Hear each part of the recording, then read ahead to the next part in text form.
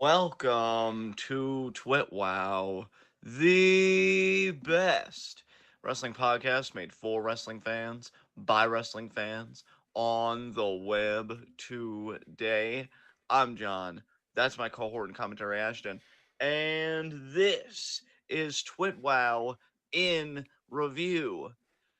Interesting week this week in the world of wrestling. We march ahead on the road to WrestleMania. Interesting developments regarding Hall of Fame, the Rey Mysterio Dominic Mysterio storyline. Rhea is still, advancing her match with Charlotte. Bianca's obviously paired with Asuka. Jey Uso seems to be the central topic of conversation. And on the AEW side, while last TwitWow in review, the big talk was the Triangle Derby Finals, which took place Saturday morning. Revolution took place a day after our last TwitWow in review, so we know that MJF is still the AEW World Champion. Bryan Danielson in a very interesting place. Moxley has seemingly gone heel. Hobbs on the Dynamite before won the Revolution ladder match, and this week on Dynamite actually seemed to cash in that opportunity successfully thanks to, of all people, QT Marshall. And so, yeah, lots been popping off this week. Brother, how have you felt about this week in the world of wrestling? I've been very disappointed by this week in the world of wrestling. Full disclosure, I thought AEW kind of fucking sucked this week. I was very disappointed by it. I was very disappointed by the decision to just have Jey Uso completely regress back into being Roman's lackey again. You know, the super kick to Sammy and all that shit. I just felt, and even to the point that like something as minor and less sort of like massive implications as even just the way that they handled the number one contendership match for the Intercontinental Championship, the way that they had Drew and Sheamus both pin someone, at the same time. I just think that I think every American wrestling company right now is just dropping the ball. Okay, a forceful start. I will say, for my part, I don't necessarily disagree with you, but I do think there are some interesting topics to talk about this week. I'd actually like to start with all things with AEW in a way, because I'll tell you, Bryan Danielson continues to solidify himself. If every generation gets its Mount Rushmore for professional wrestling, this dude constantly makes his case and makes it, I think, more strongly than anybody in the industry right now. This dude is absolutely incredible. I've seen highlights from the Iron Man match. I'll give credit to both guys. From the looks of it, it looked like it was a hell of a match. Danielson, obviously, in his comfort zone, being able to technically wrestle, being able to do all of his stuff. I thought his selling of the arm, which was the story going into the match, was fantastic. And then the way he put over MJF in sudden death, tapping out to his own label lock after getting hit in the head with an oxygen tank, I thought was really great. But what even prompted me to say all of this was the post-match promo that we saw on Dynamite this week, where he kind of gives the explanation of why he tapped out. Because I've seen criticisms from people that Danielson at first he was like firing up, and when the babyface fires up, like that's a big moment for them, only to tap out moments later. And I love the narrative that this dude gives, where when he initially fired up, all he wanted to do was, in his words, fucking fight. They bleeped him out. But then he realized he couldn't feel his arm, and his legs started to go too. And he remembered about M. Max's words about how, when this match was over, you wouldn't even be able to play with your kids. And the thought that he was selfish and he put his desires above the needs of his family, that shamed him far more than tapping out. And he said, I think it's time for me to go home. Now, what's hilarious is that from the clip that I saw of this on AEW's YouTube channel, so many people were like, going home, is he going back to WWE? Like, I don't understand how you can look at that promo and really think in terms of like promotions right now or like pro wrestling. Because to me, it's like, in that moment, I realized how important my family truly is to me, and I'm going home to them Yeah. for how long, who even knows? Because we know, and we talked about it, I think even on the last episode, because we were talking about Daniel Bryan's dream to, or excuse me, Bryan Danielson's dream to be in a G1, but how dependent Tony is on him. I'm still waiting for Mox to take his vacation, and he's deeper in the AEW lore than he's ever been, and we'll get to that a little later. So I'm hoping Danielson actually gets time off. I really do, because I think, after that performance he had, which was a courageous and heroic performance in the context of, pro wrestling theater, give us a chance to miss him. But yeah, I think this dude is absolutely astounding. I mean, that's been the record for the longest time. I'm certainly not saying anything novel. I just really, because it's so rare that I could be so enthused by something on AEW specifically. Um, this dude is something else. Like, definitely, definitely, at least as far as American wrestling, and I would even go wrestling globally on the Mount Rushmore for this generation. I thought he's just been fantastic. What did you think of the promo? Did you have any thoughts about Danielson's work the last week? So I agree with you wholeheartedly about how excellent Danielson is. He is a consummate professional, a pro's pro, a wrestler's wrestler, all of the above, all the cliches. His work in this has been astounding. The writing, in my opinion, has been absolute garbage because where did we end up? MJF hasn't changed. The heel was right. The babyface lost, and now we're down a top babyface in AEW. Yes. Yes. What's funny is when you mentioned that MJF didn't change, what's uh what's so fascinating is that if anybody changed, it was Danielson. Because his whole thing, which I always found fascinating, and I always wondered if like WWE or AEW would explore this. Like, yes, he had a family, yes, he loved them, but never get it twisted. Like this dude's first love has been for so long professional wrestling.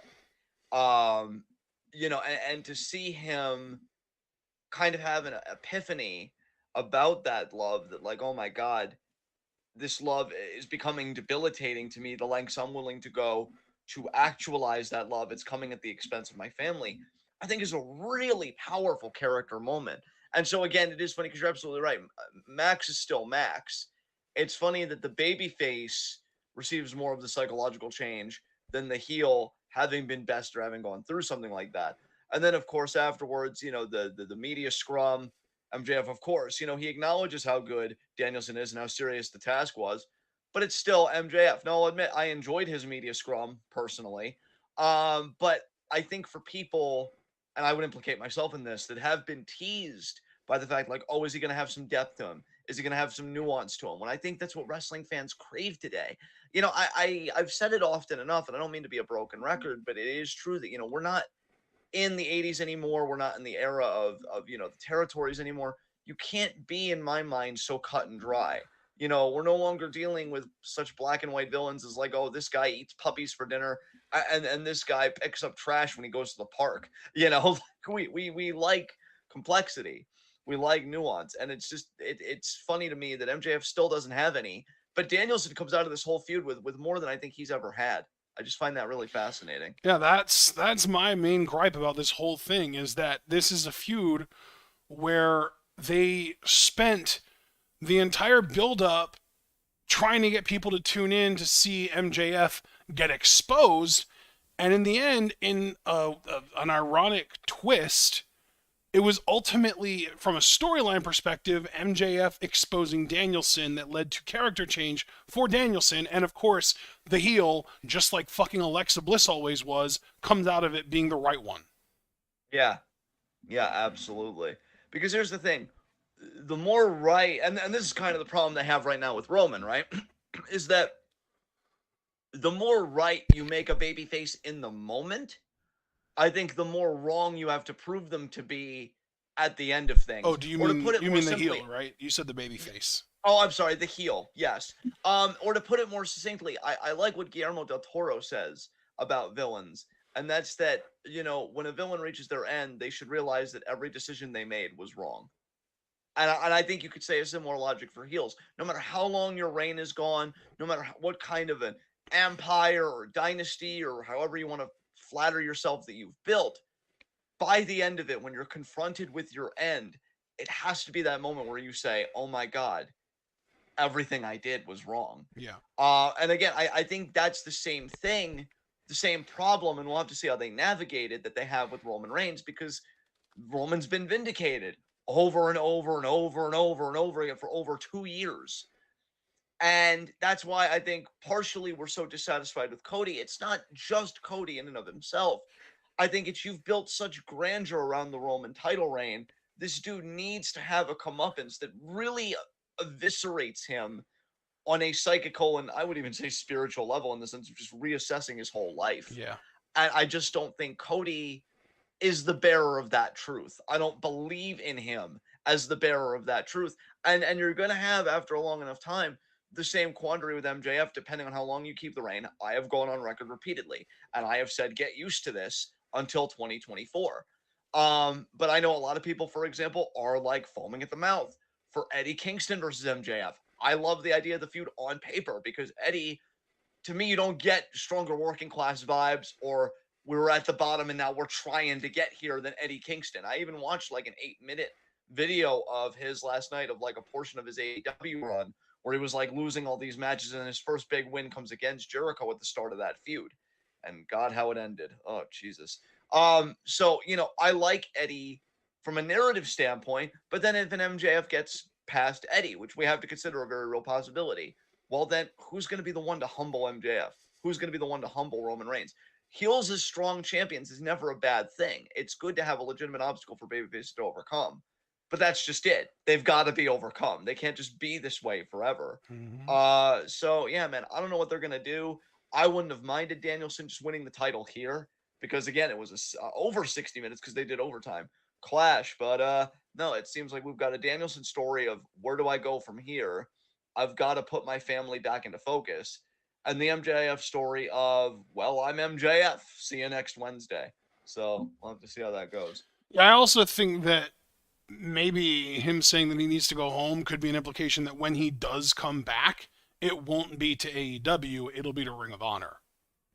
I've seen other fans speculate that as well, which I thought was more grounded than just the just out of nowhere WWE speculation. Yeah. To me, that's yeah, just people, wanting to believe what they want to believe. precisely. So beyond that, I know other stuff from Revolution. We know Ruby Soho has turned heel. I know you and I are big fans of Ruby, but I just got done having a big digression on Danielson. How do you feel about this move for Ruby and just this whole AEW Outsiders kind of thing they're doing with her, Saraya, and Tony? Before we move on to that, and we will get to that next for sure because you did bring it up, but before we get to that, do we know when the next Ring of Honor pay-per-view is? I have no clue personally. Claudio is the current Ring of Honor champion, right? That is correct. I'm betting that's where Danielson returns. And I wouldn't be surprised one bit if he returned to the Final Countdown either. That would be really interesting. I think he's going to be the one to take the title off of Claudio because of the BCC heel turn. Yeah. Especially because he has seemed kind of estranged from him for a while, beginning with Yuta's frustration with him. Yeah. So to kind of bring that all the way back. Well, because Danielson wanted to stand up for Regal even after he betrayed them. Yeah. So that was kind of where the dissension started, and I think that the real fissure is going to be Danielson shows up maybe to stop Claudio from beating down whoever his challenger is on the next Ring of Honor pay-per-view, and stops him and then lays down the gauntlet. I want that title now. It's mine. I'm back home. I want my title back. Yeah, exactly. That kind of thing. Yeah. My mom actually told me that the next Ring of Honor pay-per-view is in less than 3 weeks. March 31st. Interesting. Yeah, I don't know if Danielson want to come back that soon or if he'll want more time off. I really don't know. I'm, in a way, I'm kind of concerned Tony's overworking these guys, but that's a separate conversation. So we'll have to see what Danielson does. We will. Yeah, we will. It's Super Card of Honor, by the way. Okay. And from what I understand, there really isn't much put together for that card yet. The only thing that it looks like we know about that card is that the Lucha Brothers are going to be competing for the vacant Ring of Honor World Tag Team titles in a quote-unquote Reach for the Sky ladder match. Very clearly a tribute to the Briscoes and specifically Jay, who passed away recently. Rest in peace. Yes. But yeah, that's the only thing we know about the card so far. So we'll see how that works out. I would not be surprised one bit if we ended up with Claudio in a big defense against someone that maybe even someone that Danielson has a history with or that Danielson respects. He retains, and then post-match, maybe just he or maybe he and Yuta start beating that person down. Danielson comes out, calls him out for it, and challenges him for the title at whatever the next big show is. We'll see. Yeah, I like that. So circling back, yes, to Ruby Soho, Saraya, Tony. Yeah, how we feeling? Really, how do I put this? I think really the best way I can put it is that AEW needs a fucking writer at the end of the day, because anyone with a set of eyes could see that Ruby was going to be joining up with Soraya and Tony at the end of the day, literally just because she used to be employed by the E. And that's it. I think that a competent writer who's capable of telling stories with nuance would have had Ruby actually join the side of Britt and Jamie and Willow. But obviously this is AEW and they don't give a fuck about nuance. All they care about is you used to get you had a contract with Vince, so you're the fucking enemy. Fuck you. Yeah, yeah. I definitely agree with you about the lack of nuance and everything else. I would love to get deeper into these character psyches and know their internal motivations. And to Ruby's credit, seemingly, when she, because didn't she give Well, a the promo on explanation Dynamite? did make sense. To be fair, the explanation made sense. Yeah, But like a better story, in my opinion, would have been her working towards ingratiating herself into the AEW audience's favor, rather than just, you didn't accept me right away, so fuck you. I'm back with the women that have bullied me my entire career, basically. yeah, yeah. I mean, I hope the faction succeeds. I obviously want AEW's women's division to succeed because I think women's wrestling is such a hot commodity right now. Um, But yeah, I mean, I'm just glad Jamie Hayter's still the champion, to be honest with you, because I really thought that they were going to pull the trigger on Soraya being champion. I wouldn't necessarily even say that we're out of the woods on that fear, because I think the whole thing about triple threats, right? And we've been kind of been having this discourse a little bit lately with Hazuki, Azumi, and Mercedes Monet. Had a bit of a spirited moment in the Discord yesterday where I know DBK seemed a bit miffed at Hazuki, winning the match, but to me, it's like no, this ups the value long term of Monet Azumi. At least that's how I took it. Maybe Stardom disagrees, and then we can circle back to that critique. But in You know what AEW I like terms, about it, though, is what's like, that? if we were to get Mercedes versus Azumi one-on-one, I feel like that match goes under 15 minutes every time. Yeah, I don't see a world where that match goes longer than I would put a hard cap on it at like 17 minutes. And that's being very generous. You add Hazuki to the mix, and I almost feel like there's about as little a chance of Azumi in a singles match going over 17 minutes as there is of that triple threat going under like 21 minutes. right. I feel like Hazuki getting out of the match adds time to the match. It gives the three women more time. Plus, obviously, like Mercedes specifically has been hyping up Azumi like crazy, which means that her fans are going to tune in no matter what. And now they're going to get to see Hazuki, who's arguably like one of the top 3 or 4 most talented women in Stardom. Yeah, I think with her recent body of work, she has more than earned that distinction Yeah, personally. like that's a smart move by Rossi or whoever booked it, just to try and bring more eyes to Stardom. Because if it's just Azumi, I feel like Mercedes' fans would just give her credit. Like, oh, Queen, you know how to pick them. You know what I mean? Like, you Yeah, know how for to pick your sure. opponents, like that kind of thing. But by throwing Hazuki in there, it's Rossi being like, hey guys, yeah, she has great taste in Joshi, but she doesn't really have that much knowledge of them. So maybe check No, out some of these other really awesome ones too, you know? yeah, yeah, absolutely. I agree with you, man. I was a bit befuddled by the passionate conversation yesterday because I'm like, they're probably still gonna run Monet, Azumi, and then as far as everything you said, like, yeah, again, complete agreement. But in AEW terms, to circle back to that, I say that because clearly they see value, in my mind, in Soraya versus Jamie Hayter one on one. And you don't want to give that away right away when you still want to tell a bigger story of putting this AEW Outlaws kind of faction together. So I'm curious how that'll all go. I will also say now, granted, I am coming out of left field here, having not watched the product or anything else. It's weird that Britt Baker seems to be like a genuine babyface, given that Adam Cole also seems to be genuine babyface right now, which I actually vibe a lot harder with. But hopefully, we'll talk about that more in coming weeks. When Yeah. Cole gets back in the fold more. Yep. But it is weird seeing Britt really just genuinely play the babyface, not show any envy towards Jamie or whatever. It just seems like to me a 180, at least from what we watched when we were covering AEW. Because Britt came off to me as a character as, I am the championship. Everything's about me. You guys fall in line. I'm happy for you when you do stuff, but so long as your stuff doesn't outshine me, nobody benefits more than me, kind of thing. And then to But be, isn't that more fitting of a babyface than a heel in the sense that heels are supposed to have the job of putting other people over, and she was never good at that part of the job? true, I think you get what I'm No, I trying to do say. get it. Her character is selfish, and that makes that part of her character a natural heel. But I think her Yeah. character is selfish because maybe like she as a human being is maybe a little selfish, or at the very least she doesn't seem to understand like that heels aren't supposed to be the ones that look good going into or coming out of a match. That she like it's supposed to be the heel's job to make the babyface look good. But like if you don't have her be the heel and you don't put that responsibility on her shoulders, all of a sudden, all of those fans cheering for her because of how meta she is, it works in my mind. Yeah, definitely. Definitely. So I am curious what'll happen there. But again, just I still at personally, least, I wish they yeah. would have turned her face a lot sooner.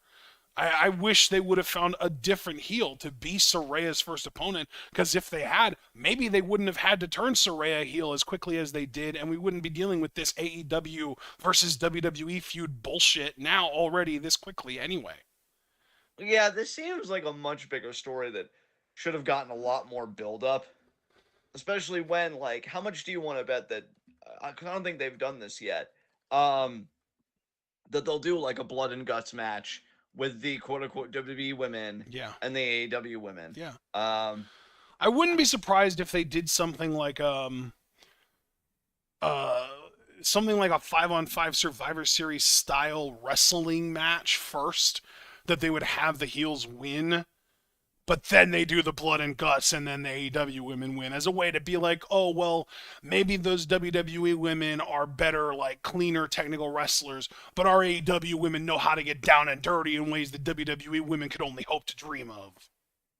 yeah, yeah, I don't know.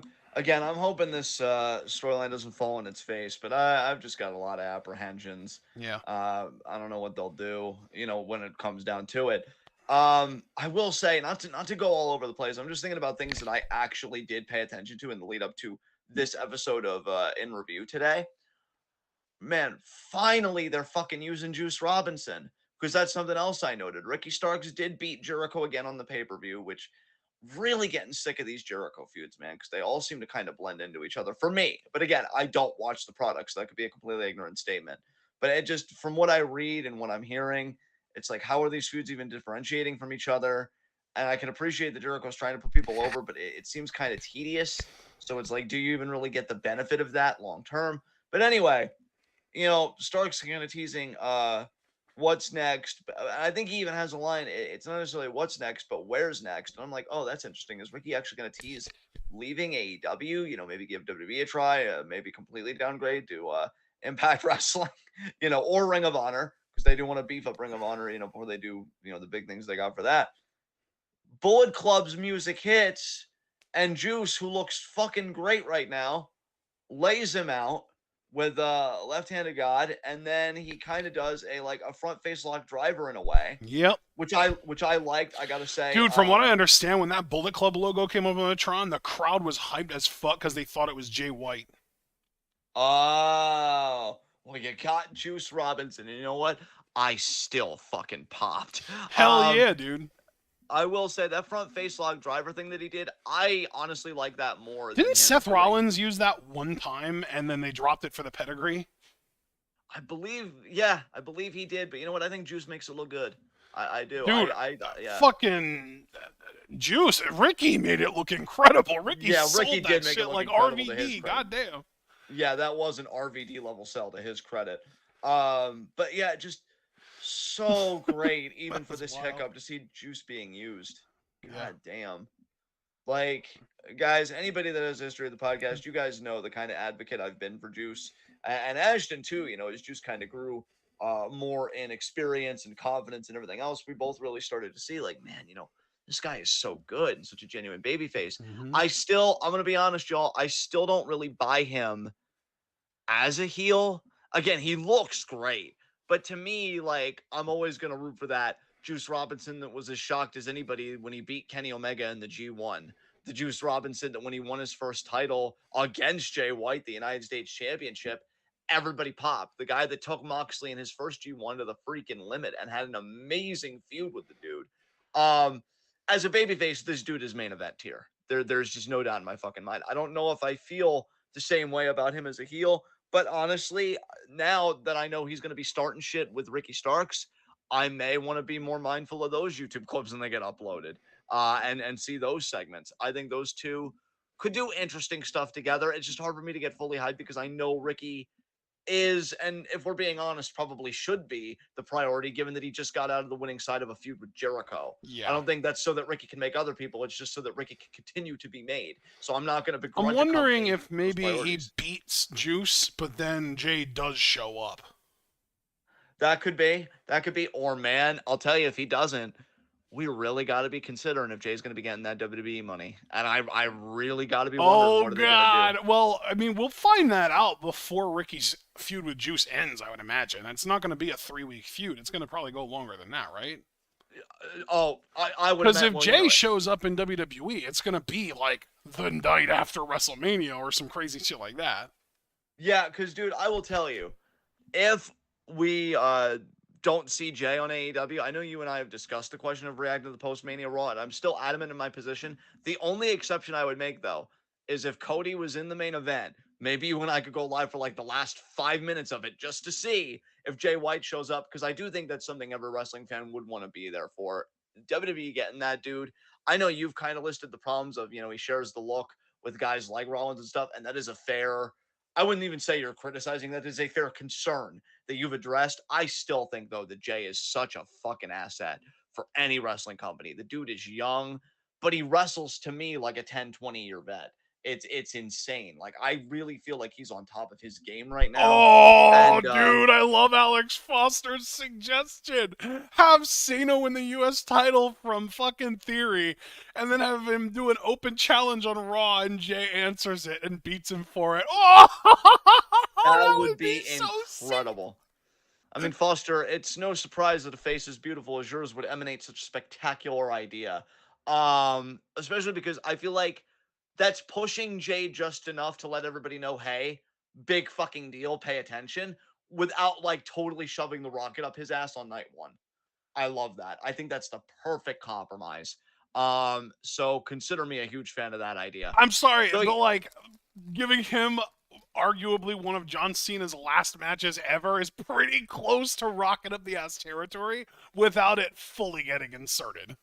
I think it's mitigated by the fact that it's for a mid-card title and he's going to kind of stay in that ocean for a little bit. But yeah, if that happens, I would expect within the year, maybe even less, him just going all the way to world title. Um, yeah, that US title, I think we're going to have plenty to say when we get to Raw about Theory Cena, because I know that's one of the main stories of this week, because man, have I been hearing shit about that promo, and I did hear the promo myself. So yeah, Cena is still in that freaking form. Um, but yeah, I really do hope that Juice and Ricky can do something fun. I've missed Juice so much. Again, I fucks with Juice no matter the iteration, but flamboyant Juice Robinson, easily my favorite. I miss him every day. So let's see what this Bullet Club Juice can do for Ricky Starks. Is there anything you want to talk about on the AEW side, since we're kind of addressing that first, given that they had Revolution on Sunday? Um, I mean, House of Black has been killing it. They won the trios titles on Sunday, I believe. Did they? Because that's something that I don't think I inquired further about. Good for them. Honestly, it's about time they got something serious. That's great. Um, I still feel like they could do more like in the main event scene, but them as trios champs, especially when they're trying to make those titles seem important because it was on Kenny and Friends, the Bucks. I think that's pretty goddamn cool. So I hope they have a lengthy run with the This titles. is actually the I, first time ever that the trios titles, that AEW trios titles have actually changed hands on a pay-per-view. Obviously, the Elite were crowned on a pay-per-view All Out last year, But there have been 2 title changes since then. The one where the Elite vacated and the Death Triangle had to win the titles while they were vacated, and then the Elite winning them back from Death Triangle. But both of those happened on Dynamite. Yes. Yes. So, yeah. Again, I still feel like Malachi Black is a main event level talent. It's kind of a shame that we're in the MJF era and that they're committed to Malachi being a heel, because I still feel like that dude as a world champion would be freaking dope. I felt that way too when he was in WWE. I still can't believe that Aleister Black wasn't just effortlessly printing money for this company, but WWE was just like, pass. Um, Speaking of champions being crowned again, I know that this happened on AEW, but Hobbs becoming the TNT champion. I've got quite a bit to say on this. For one hand, I do feel bad for Wardlow, man. I like, because Wardlow isn't even bad. I don't know if he's like a Karrion Kross where you really shouldn't put the dude in long matches. I genuinely don't know. But in his case, at least he doesn't seem like a piece of shit. So if he needed shorter matches, like I'd be willing to like overlook that. Because I mean, you don't have to be 30 plus minutes to be fun, right? You can have fun with like 5-minute matches if the character squashing the opposition is charismatic enough and whatnot. But it really feels like AEW missed the moment with Wardlow, and I don't know if they can get it back, because him beating Joe and regaining the TNT Championship. It's like, oh, are we gonna kind of reboot Wardlow here? But now he already lost to Hobbs, and I get it that QT Marshall helped, which we'll get to that in a second. But I think it does a disservice to Hobbs. I think ultimately the biggest disservice is done to the TNT Championship.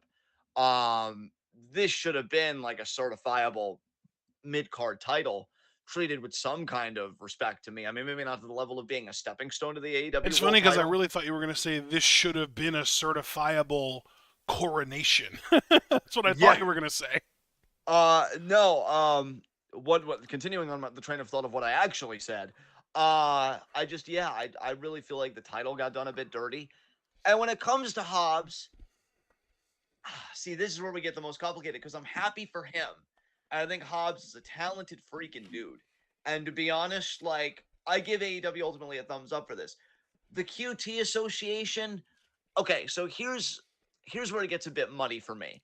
On the one hand, AEW does have a point. QT even tweeted that this was long-term storytelling. He showed a text that he shared with Hobbs. And I even remember when Hobbs was feuding with Ricky. And the factory, QT and the factory, offered for Hobbs to take care of it. Hobbs didn't turn down that help. He did say, like, oh, you better not make this my problem. So it almost seemed like he took more of a threatening stance with QT, like, fix this or else. But even back then, we knew that they had some kind of a tenuous association. So I can't begrudge them for that, because we've seen it. What I can begrudge is, here you've got Hobbs, who we've seen squash people, who has an amazing look, love how he presents himself, everything else. And now you're pairing him with QT. And again, going back to the perceptual issues, QT has been a joke. I mean, he's been the joke on Rampage. He got in that thing with Hook where he was utterly embarrassed, which, by the way, quick check-in off the side. What has been going on with Hook? That is a name I haven't heard in I'm forever. pretty sure he's still the FTW champion. Just kind of quietly doing stuff. I'm still waiting for that dude to blow up and go on his dominant I know he Dynamite defended run. the title like fairly recently, like within the last month. I just don't remember who it was against. Yeah. I'm sure chat will remind us. Yeah. Just want to check in on that, because Hook is still absolutely a prospect. But QT is a joke. And I do have to worry that, kind of how QT has been booked in his perception, via his booking, is going to rub off negatively on Hobbs. And this isn't going to be a dominant, I'm going to run through everybody kind of reign that I think Hobbs is capable of having. Right. It's going to be more of a, yeah, I'm dominant, but I still need that little bit of help from this fucking guy just to ensure that I win. I mean, do you think my concerns are unfounded? How do you feel about this pairing? Matt Hardy, by the way, is who Hook defended the FTW title against on, I believe it was an episode of Dynamite, to be fair. Interesting. Okay. I don't think that your concerns are unfounded. And can I just say, I really fucking hate it when AEW makes a bad decision and then justifies it with hashtag long-term storytelling. Yeah. Like, yeah. I'm not angry because QT Marshall paid off a long-term storyline and it makes sense. I'm not trying to claim that it doesn't make sense. I'm Right. angry for the same reason that John just laid out. Because Powerhouse Hobbs shouldn't fucking need help to win. No. What No. don't they get about that? Or are they just being obtuse?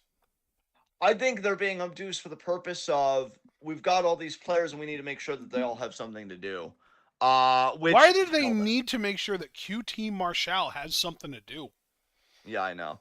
I was just gearing up to say the same thing because I'm like, well, I wish that were true, but there are still people on the sidelines that we wish were being used. But no, we got to make sure QT has work. Ooh, ooh. I'm sorry, but like, we're really placing an emphasis.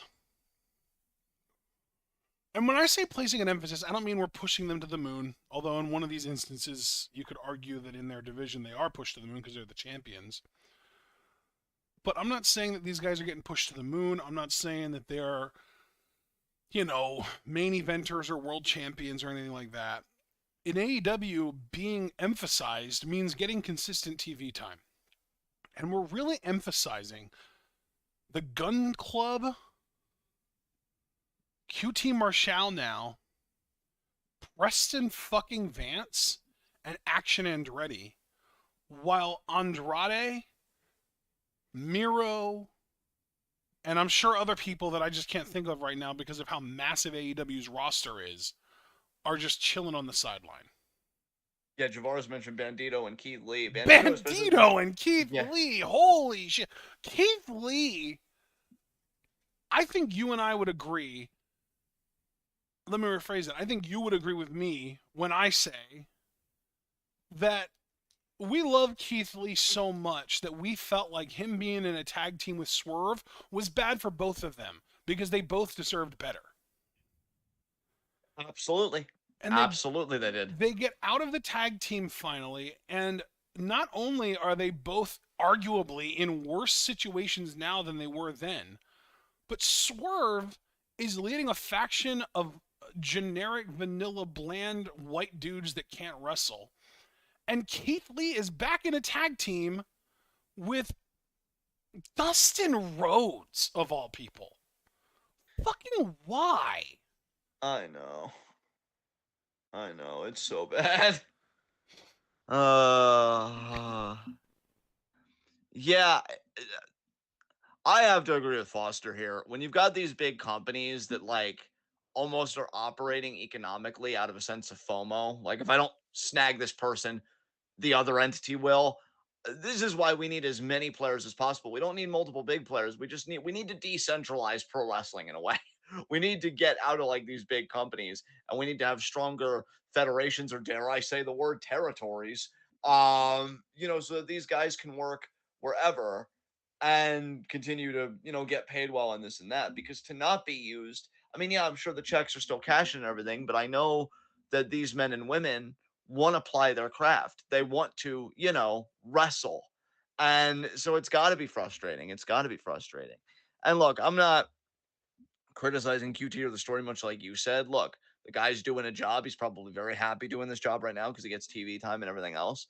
But I think about the people that Javaris has listed, that you listed, and I'm like, how are you leaving those people off TV? So I do want to congratulate Hobbs on the reign. I do hope it's successful, but I just got to be honest. I really, really don't like that he finally gets his first singles championship in AEW. And not only is it this championship that really hasn't been treated well at all as of late, feels like a glorified game of hot potato, but now, he's got this guy who's been a joke, who's been a jobber, but oh yeah, this guy is going to be my ace in the hole if things go to shit. If my massive freaking frame isn't enough to, get the job done. It's just absurd to me personally. It's actually really funny because I just saw a couple messages in our chat. Superblue said Athena is nowhere to be found either. And Caster Sales did correct Superblue by saying she's on Ring of Honor, which is true. She's actually the Ring of Honor Women's Champion, I believe. But Alex Foster then said Athena should side with Britt and Jamie. And that's not going to happen because A, first of all, she's heel. And B, She was in WWE. So of course she's going to side with Saraya and Tony and now Ruby. Of course she's going to be on that team. Even if she would have been babyface prior to now, I would be convinced that she's going to turn heel to join them because of the way that Ruby just did. Which would be especially weird for Athena because I still haven't forgot that interview she gave where she pretty much put the NXT locker room on blast and just the NXT system, saying like, "Oh, we need you guys to be like Mandy Rose or whatever, like all that stuff." So then to go from that to your character being like, "Yeah, WWE is the best. I'm going to my WWE." What? This is It's why not nuance about matters. WWE being the best. It's about them all having come from there and them all like knowing each other before they came to AEW and wanting to take over AEW for themselves. And that's fair, but I still feel like that sense of solidarity, just because you've come from the same place, I don't think that's strong enough. Which is why, again, I still Maybe think my it's like basic point stands. shared trauma from having been in That would be WWE. interesting. That would see that would let's pause right there for a second because that would be interesting if you had these people come out and be like, I came from a company that mistreated me, that wanted me to look like all the other women, but yet, oh, we can't do Playboy, we can't do OnlyFans, stuff like that. They cut that kind of promo, and then they're like, I came to AEW and I was so excited and I was so happy because finally I was going to be part of a culture that accepted me on my own terms and whatever. And what do I get when my music hits? Nothing. You people treated me like a leper, a black sheep, whatever terminology they'd want to see. That would be fascinating. And that I could get behind. Because you're right that it's not necessarily like, oh, WWE is the best. And now because we're WWE people, like, we're superior and we're taking this place over. But I can't help it but like get that vibe a little bit. So I don't know. I wish there was more nuance. I wish there was more psychological depth. I wish there was more character here. It just seems like they really are doing the most basic of oppositions, the black and white, good and evil model of, oh, these people are all bad because they have solidarity over being in a company that we don't like, versus the quote unquote defenders of AEW, which is kind of laughable in and of itself. Um, so yeah, I don't know. Calling them And the AEW homegrowns, I believe. yes, yes, yes. And then you mentioned, I know not as a topic of conversation, you were just kind of mentioning as an example of the wrong people being prioritized, the Gun Club. They do retain the titles at Revolution, and it seems like they're just going to be in a storyline now with FTR. Oh my god. Okay. Okay, here's the thing. I definitely think FTR are great tag team workers. Certainly relative to the Guns, I would prefer them as champions. But I feel like they've kind of worn out for me too, personally, at least as well. I didn't even listen to the promo that they had. You know why? Because I was getting ready to click on it. And then I'm like, what is this really going to be? Wheeler and Dax talking about how what's important to them is building a tag team legacy and being the best tag team in the world. And Dax is going to find a way to talk about his daughter in there. And Wheeler's probably just going to nod and be like, yeah, man, your family. I love your family too. And, all that stuff. And I'm like, I've heard that promo before. Now, I'm not saying they did that here. Maybe they did something and I missed out. I'm the fool here. But that's what FTR promos kind of were for a little bit, and I kind of got burnt out on it. I have no interest in them versus the Gun Club. Because I don't think FTR has the kind of charisma that plays off well with the Gun, because they're children. These people are insecure. I even saw on an AEW page that was suggested to me on Facebook. My God, if I get one more suggestion from Facebook. And it showed that the Guns wrote a letter to the audience, before they got in their seats, and was like, oh, we know that you paid to see us. So, please, when our music hits, don't call us the ass boys. We are not the ass boys. It's very disrespectful. You're forever champs, Austin and Colton. And I'm like, okay, so these guys are children. And I feel like FTR in a way is going to take them too seriously. And in another way, when they're trying to not take them seriously enough, it's not going to really translate well because they don't necessarily have the charisma. I just see the feud being a mess, personally. I don't care for it. I'm sleeping on it. You should never given the titles to the Guns in the first place. You should have never even put them in the same room as Stokely Hathaway. I still don't know what the fuck you were thinking doing that shit. Because I was so hyped about Stokely having his own faction. And then it's like, oh man, the Gun Club's in it. Oh. Oh, but we're going to push Lee Moriarty, right? Crickets. You're going to push Lee Moriarty, right? Dude, I know. I Still know. crickets. It's like yeah, that's I it's so like It's unbelievable how much Tony Khan and Vince McMahon have in common. Because, like, Yes. Tony Khan justifies putting the titles on the Gun Club because it made people angry and they're heels. That's so fucking Vince. That's so fucking Vince. Yeah. Yeah. Like, your goal should never be to make people angry. Your goal should never be to piss your audience off. Period. That should never be your goal. Ever. Having heels win should not make your audience angry. It should make your audience excited to see that heel get their comeuppance. Nobody's excited to see the Gun Club get their comeuppance because nobody's excited to see the Gun Club do anything, period. Yeah. I mean, there's no lies detected, my man. It is. Folks, It is I rough. mean, where's the lie? God damn it. Yeah, man. I don't want to say that AEW's in the pits, but I mean, Oh, it is. if the It stench really fits. is. Oh, you Yeah. fucking rhyming son of a bitch. Yeah. Yeah. I don't I'm know. upset now. How dare you? I'm sorry. In No, fact, you're I'm gonna be not. really audacious. I don't even watch the product, which is where the audacity comes from.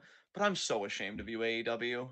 I'm ashamed that you exist. Yeah. Like, I'm like that parent with the child that I never talk about, mainly because the facade just falls apart.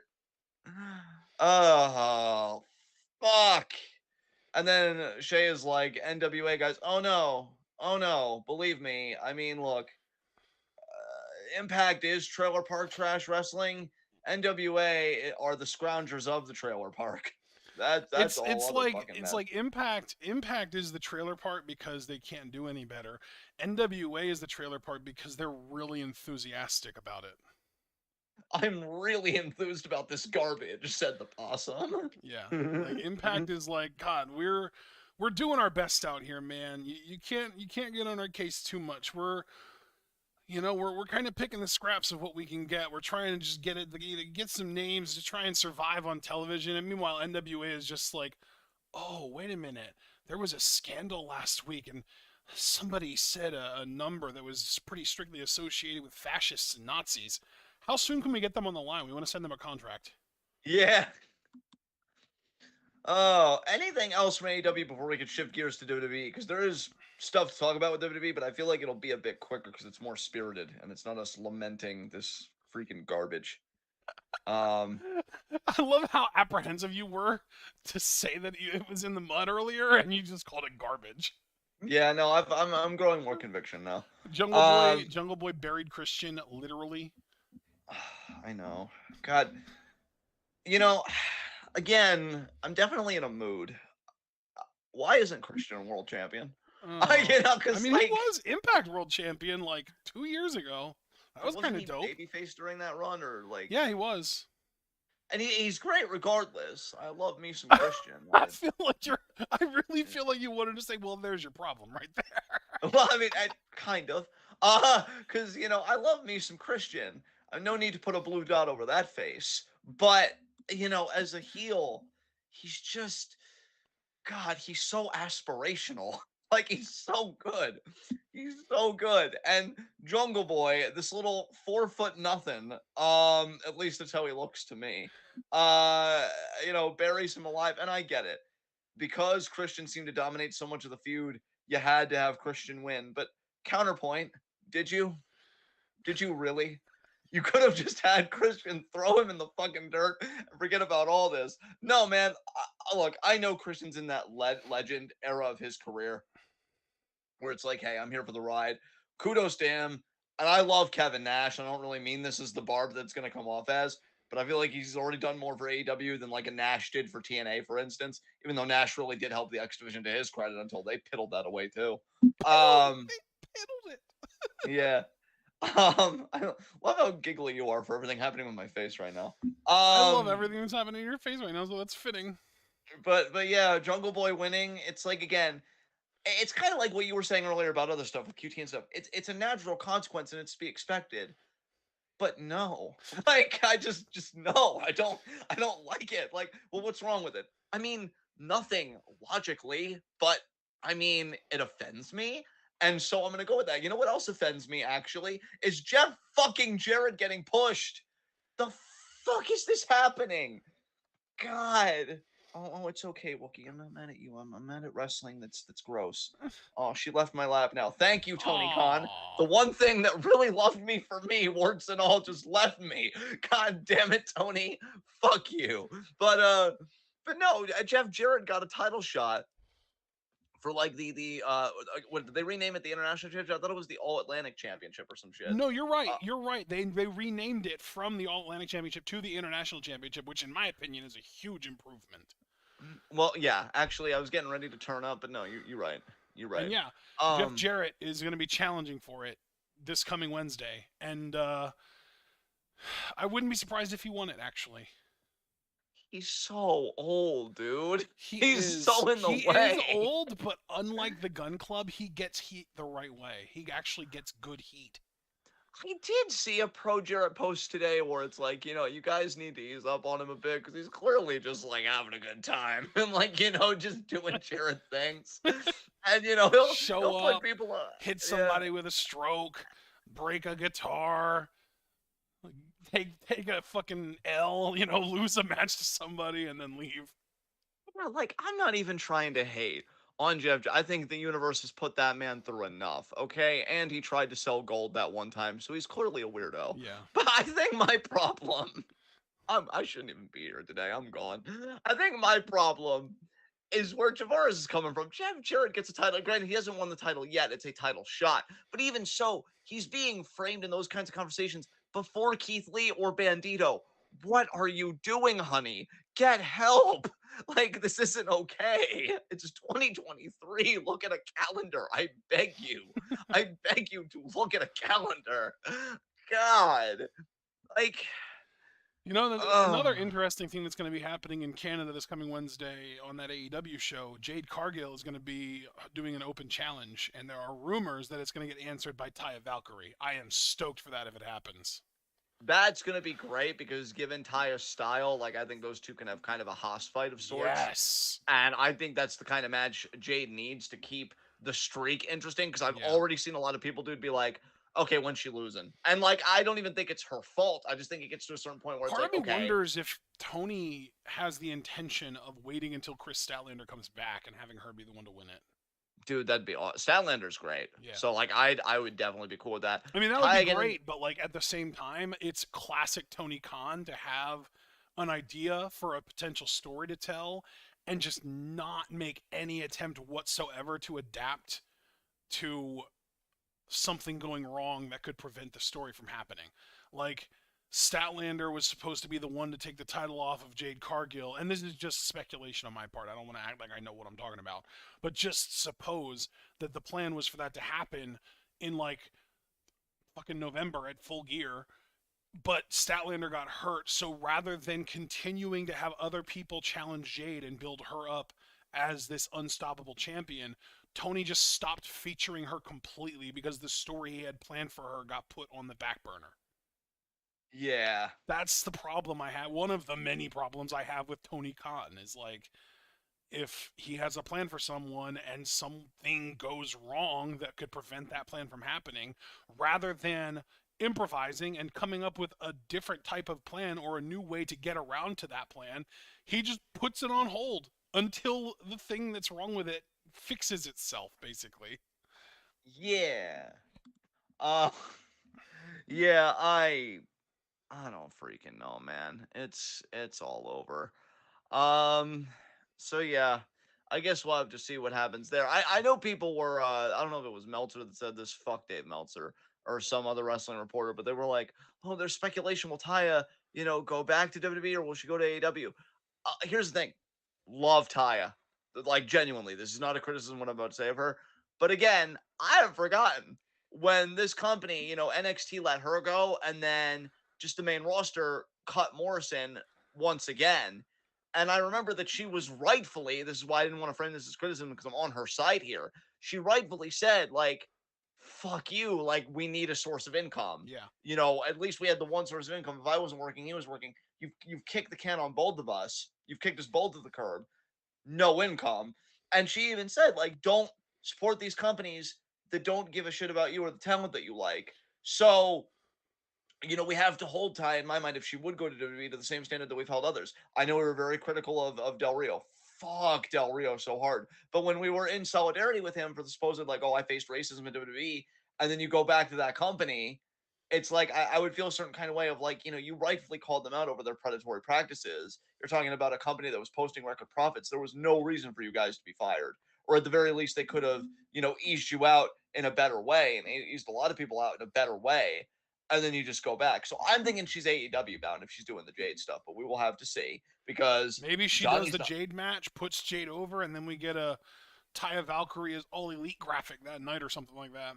Either that or, I mean, hell, we got Johnny working MLW right now. I don't know if Taya joins him there or would want to do Impact or whatever. Like, I don't know. Johnny Y. And you know Is he what, at least Johnny Foster? Hollywood? I don't know what his new name is. But dude, I gotta tell you, I even grown a little bit too, because I was gonna save this for the extracurricular section, but it is appropriate here. I saw a clip of him because he did come back and turn heel. He's going to be working a match with fucking Davey Richards. And what's funny is that most of the wrestling culture is probably like, oh, that's so cool, because Davey's so respected. But me, because I've never given a shit about Davey Richards, I'm like, oh, that's cool for Davey Richards working with somebody with a personality. So congratulations, Davey. Hope you don't fuck it up. And here's the thing, Foster. I would still feel some kind of way if he went back, but to his credit, he didn't make the tweets that Taya did. Taya made the tweets. I explicitly remember her calling out WWE, which again, she was in the right to do. Again, my grievance is like, what are we doing about this? I know people gave Zelina similar flag, which I'm excited to talk about Legado del Fantasma later when she was like, oh, wrestling needs a union and stuff, and then she ends up back in WWE a little bit. It's a tough rope to walk, and Taya's going to do what's best for her family, and you know what? At the end of the day, that's also her right. I mean, fuck me, right? We all have to live and get ours while we can for the sake of ourselves and those we love. But I would just hope that she'd go to AEW or somewhere else, provided they would pay her the right amount. I think she'd be a great asset there if they could ever figure out how to fully use their women. So we'll have to see. Oh, he beat Davey. Then I don't know how old the clip I watched was, Javaris, but that's just what I saw. That he was going to challenge Davey to a match. I guess I didn't look at the date closely enough on that clip. And my point stands. Like, wow, how lucky for Davey Richards that he got to work with Johnny Mundo. But yeah, anything else to talk about? I feel like we're almost nearing the end here of AEW discussion because I can't think of anything else. Let's see. We already talked about BCC going heel, right? Yes. Already talked about Wardlow. Already talked about gun bullshit. No, I think we're good. I think that covers everything. All right. So yeah, moving on to Monday Night Raw. I mean, the biggest thing here is Cena, but I don't want to jump the gun. Is there anything you would like to talk about before that? Jey Uso. Jay motherfucking Uso. All right, I'm going to hit you with something, and I'm going to have you kind of lead the discussion on this because you opened with that, you were disappointed that it just felt like Jay was reduced to a lackey again. There has been fervent speculation that Jay is actually, and I would say that this felt somewhat substantiated based on his promo on SmackDown where he said, I had to do it. I didn't want to do it. I had to do it. That Jay isn't really back with Roman. He made this choice more to protect Jimmy from consequences, and that he's kind of in an anti-hero phase right now. And some even speculated that he whispered something to Sammy before the kick. Now, I personally didn't see that. I'd have to go back and watch the footage. Yeah. But I'm guessing just by your initial reaction before I even finished that you just reject that interpretation completely. I don't reject the interpretation, but I feel like it's splitting hairs. Why was he with Roman in the first place? To protect Jimmy. What's the difference? That is a fair counterpoint. Because if anybody remembers those two matches, which everybody likes to talk about, he only said, I quit in that cell because Jimmy was in the guillotine. Exactly. Yeah. They stay under Roman's thumb for each other. And see, it's hard for me to be too mad about this because isn't this exactly the nature of most abusive relationships anyway? When somebody's with an abusive partner, say, for example, there are kids involved, sometimes it's harder to leave because it's like, oh, what if they do something to the kids? And you almost kind of rationalize to yourself from the place of abuse. If I don't stay, they get hurt. But see, the problem is I don't think WWE is going to be that explicit with it. And again, this is me thinking more with Lucha Underground brain in my mind, right? So I could still understand your criticisms, like if you're not going to go all the way with it and call it what it is, and I feel like Sammy's been the one to come the closest to call it exactly what it is, then it's not going to have the resonance that it should. So do you just feel like the storyline has hit a wall now with Jay reverting back to Roman? Do you still feel like there's a way to salvage this? I mean, what are your further thoughts on this? Pretty much, yeah. I think we're pretty much back to square one. Like, literally, every bit of progression that happened from the moment Sammy joined them until Sammy's match with Roman, I feel like all of that is just out the door as far as actual bloodline stuff goes. And now the only real new thing that's going to be, interacting with them is the tag team of Sammy and Kevin are going to want the tag titles now. Yes. That's it. We did like 9 months of build for this. Yeah. And God, I gotta ask too, at the risk of inviting a rant from one of us, how do you feel about Cody getting involved in helping Sammy out? Because there are some people that look at it as like Cody trying to cash in on Sammy's Oh, overness. for sure. It's shades of like 2013 Big Show trying to co-opt the yes chance from Daniel Bryan. Yeah. Oh God, I remember that. That was rough. Yeah, that's what I'm saying though. That's pretty much like the vibe that I get from Cody trying to save Sammy. Like, Sammy's clearly the most over face in the company. Cody's kind of close. If they can get some of Sammy's overness to rub off on Cody, they consider that a win. Problem solved. Uh, Almost like yeah. how Cody solved racism. Oh God, I know. It's been great living in a utopia thanks to Cody now.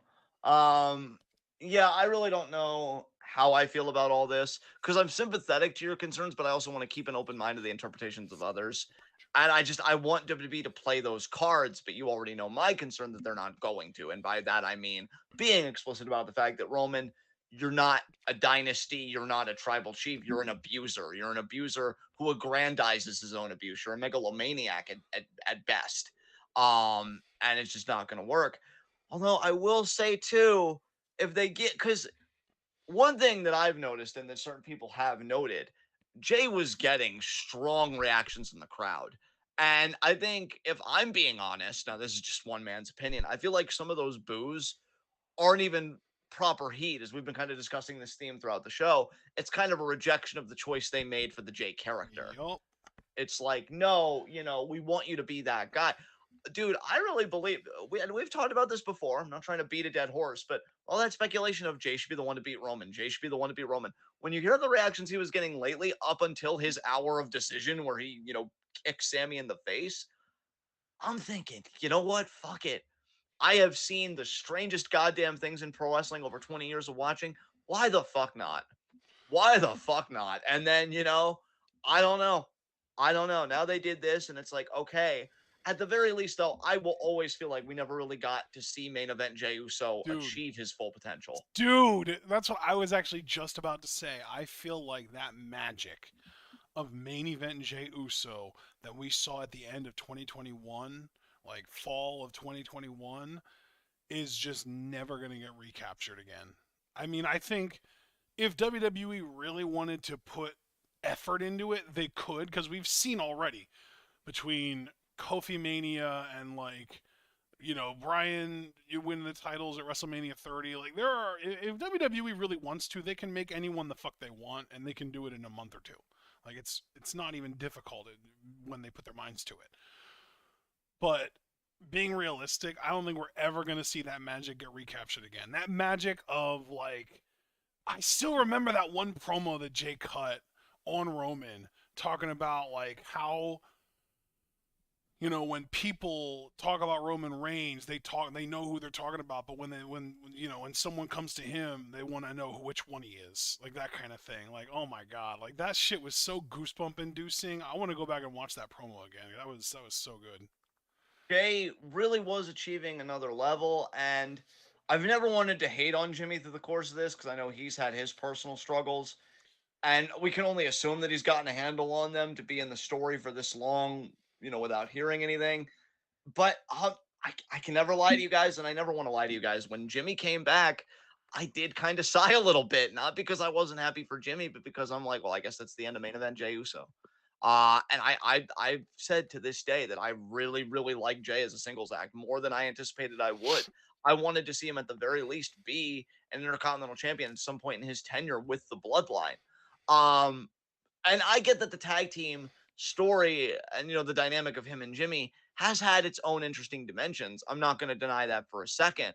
But when I see the possibility that Jey, and maybe that's why I want to believe these interpretations of people, like, oh, Jey is just a double agent. Jey is just trying to navigate this his own way because, he is unsure about taking down Roman a certain way, and so he's trying to find his own. Like, I think for me, it's the idea that I want to believe it because I miss main event Jey Uso, because I want to see him super kick Roman in the face and in his own way telling Roman, go fuck yourself and take his brother with him.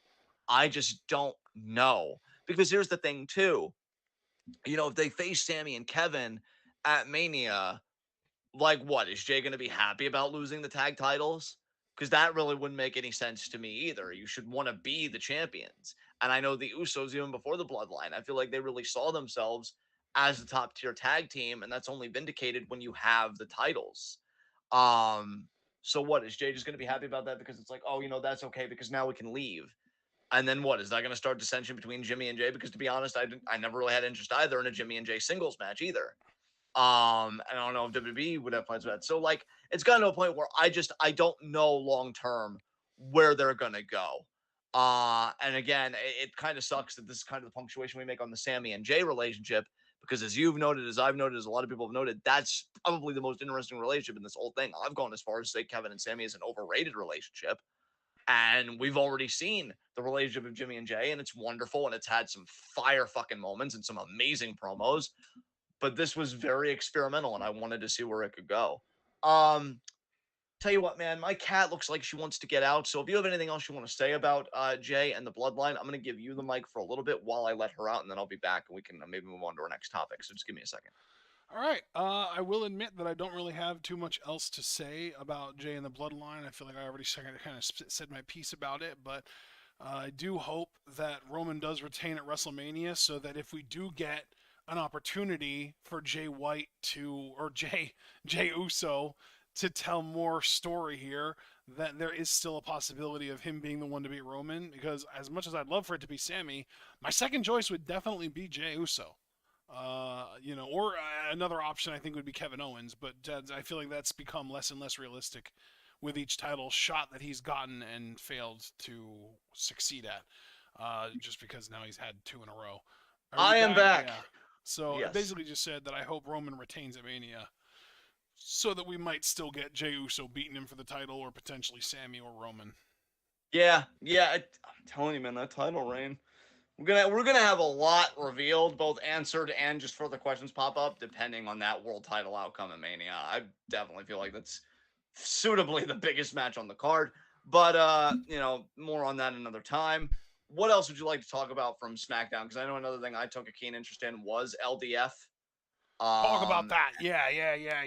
Well, because I saw the clip of Dom talking shit to Ray, and then LDF came out and kind of defended Ray's honor. I thought that was the shit. And we know that Ray is going to be inducted into the Hall of Fame by Conan. By freaking Conan. Which, here's the thing.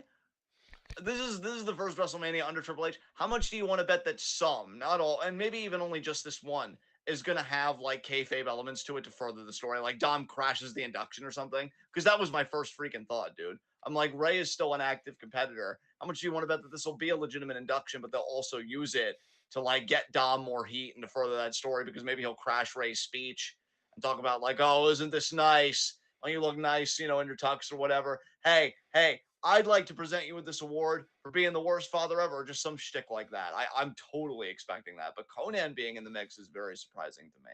I'll have to see how that goes. But yeah, LDF come out and they defend Ray's honor. Let me ask you something, man. It's kind of a broader question. How do you feel about LDF as a babyface faction? Is it doing it for you? I'm digging it, man. I'm down. I love it. Especially Santos himself. Absolutely, 100%. Yeah. I dig it too. I'm kind of with Foster. I think Foster actually kind of took the words out of my mouth preemptively before I even formed them. I'd love this LDF with Ray if they won matches doing it. I understand that Judgment Day is the priority right now because, you've got Rhea getting the title shot and you've got Finn doing the big program with Edge. It just sucks, though, that a babyface LDF defending Ray has to lose. And I get that you kind of protected him because they would have won possibly if Ray wasn't apoplectic in the moment and distracted the referee. It just sucks that they get kind of done like that, especially because you know how I feel about Santos, and I know my sentiments are shared by not only you, but a good bit of our community. So hopefully they get babyface LDF right. Bro, let me I'd love to ask see you some. a weird question. Sure. I'm gonna go on a journey here, bro, and I want you to just do your best to keep up and answer my questions along the way. All right. Sure. So first of all, how incredibly opposed are you to an even short, like maybe 3 to 5 month Kevin Owens heel run this year? Not that opposed because I'm used to it. So Okay. yeah, we could do that. Okay. Yeah. So here is my weird, like, fucking fourth dimension fantasy booking bullshit, right? Sure. Kevin and Sammy win the titles at Mania, right? Yeah. But you can tell on the Raw after Mania that they are still not getting along at all. They still basically bring out the worst in each other, which is kind of the Yeah. theme of their whole relationship throughout their WWE careers, that they just bring out the worst in each other, right? Right. Maybe on Raw, maybe on SmackDown. Maybe make more sense to do it on SmackDown. The other two members of LDF challenge them for the tag titles. And we do that either if the challenge happened on Raw, then we do it on SmackDown, or if the challenge happened on SmackDown, then we do it on the following week's SmackDown and just keep the exclusive to SmackDown. Regardless, those guys win the tag titles through sheer chemistry because Sammy and Kevin just do not get along with each other. They're like they don't have that sort of trust in each other.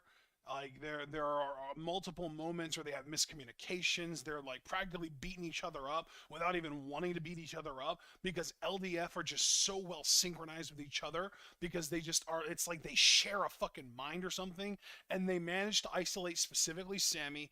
They managed to get rid of Kevin. They neutralize Kevin outside of the ring. They are able to double team Sammy in the ring and pin him. 1, 2, 3. New champs LDF, right? But then Right. after the match, they start beating the shit out of both of them. And Santos has to come out and stop them. And they turn on him. Ooh, okay. I didn't see that coming. And I'm doing all of this because it would lead to Santos and Ray versus Joaquin and Cruz del Toro for the tag titles. And we would put the titles then on Santos and Rey Mysterio. Yeah. Yeah, I do like that. It's a very interesting idea. It'd be a great rub for Santos too. Yeah. Yeah, I dig it, man. I definitely dig it. And I I think do, it'd be a lot of fun. yeah, because I think WWE, to their credit, it was such a cool moment having Santos and Ray exchange masks and having Santos kind of, I don't want to say crusade because that's a really strong word, but just take up on Ray's behalf, the honor of the legacy that Ray has built and the respect that he, especially culturally and stuff, is owed as a father and whatnot from Dominic. Um, the match, what I saw of it, seemed good. Again, Judgment Day do get the win. And then Dominic said, I want a man to man with you, Ray. And he does have the line, I should have been Eddie's son, which does get a legitimate gas from a portion of the crowd. Again, Dom's a guilty pleasure. I can't really outright hate the dude on the mic. He's not insufferable to me by any means. I've been deliberately skipping Rhea stuff, unfortunately, because it means she's sharing the ring with Charlotte. And I can't stand Charlotte. That to me is like my level of insufferable. I understand Dom's that for sure. yeah, Dom's fine to me. I can tolerate it. Ray It's is like, funny to oh, me that you can tolerate Dom but not Charlotte. yeah. But no, I don't know if it's just her voice or what, but it grates me to no end. No, she's awful. She's Um, horrible. but Ray's like, oh, Dom, you don't mean that. Take that back. And Dom's like, you're gonna have to hit me. Like again, he's just so obsessed with his father hitting him. Like, telling you, man, him and He Cody wants his Rhodes, poppy to punish him. It's weird fetish stuff or something. I'm telling you, a psychotherapist between him and Cody Rhodes would have a fucking field. That's a nest Dude, egg right yeah, there. dude. Where's Dr. Shelby? We need Dr. Shelby. Dude, yes. Yes. Dr. Shelby, fucking get in there. Get in there and fix this. Dominic goes seemingly to take a swing or something. Ray kind of like blowbirds in with the middle rope, sends Dom out of the ring. And then Dom's like, you can't do that to me. What a kid, which one is it? Okay. Which one is it? And Ray is just like adamant, like, I'm not gonna fight you, whatever. Oscar, fuck. God damn it, Oscar. Would you just discipline your goddamn child? Look, we all know in reality hitting your kids is always wrong and it doesn't help them. And if you said you turned out fine, newsflash, you didn't. But in the context of this story and pro wrestling, just sock your son in the fucking face. Okay? Just hit the fucking 619 on him. To the credit of this story, you know the pop's going to be huge when he does it. Because every crowd they do this shit in front of, every crowd seemingly has the same interest in seeing Ray do it.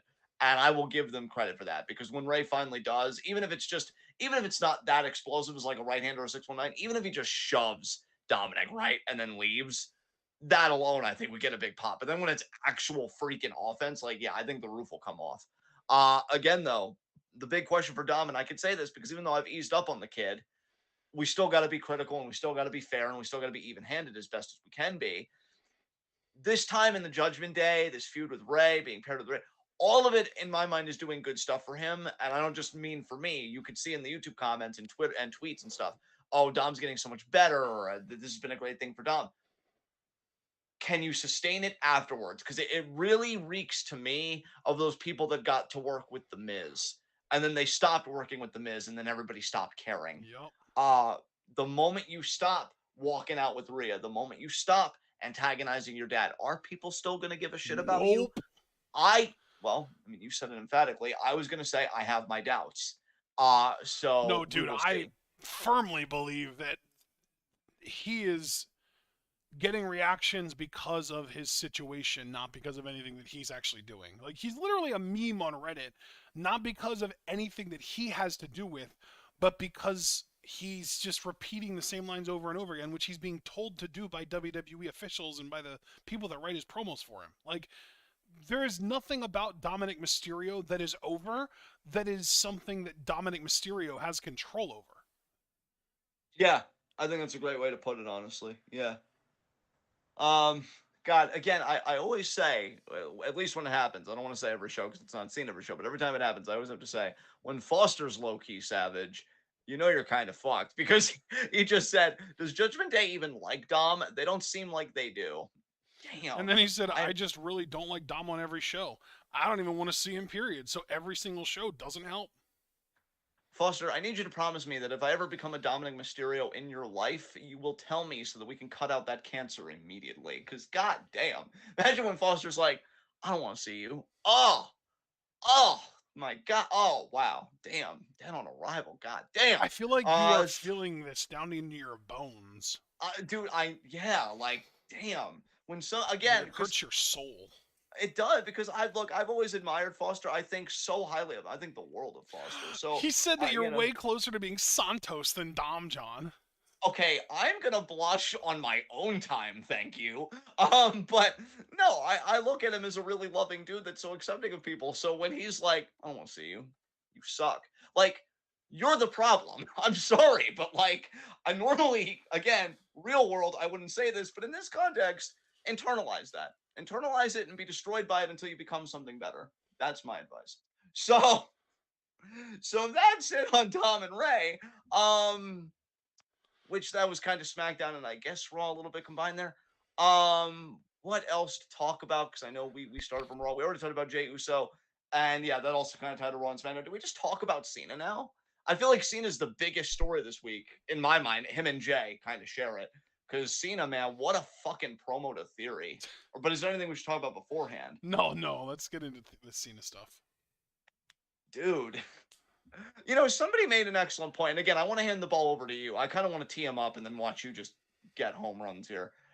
Somebody made the point that with Cena, he seems to be kind of in an era right now where because he's done everything, right? And because, like, he's already made his money, but even if he still needed money, he doesn't need WWE's money.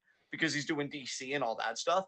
So because he's in kind of this moment right now, they say that for Cena, it's like, no, I'm not doing bullet points. I'm not doing things to make you comfortable or to elevate you. We're on my promo time. And you've either got to rise to the level that I'm setting here, or I'm just going to let you sink and not give a shit. And a lot of people feel like that's what he did to Theory.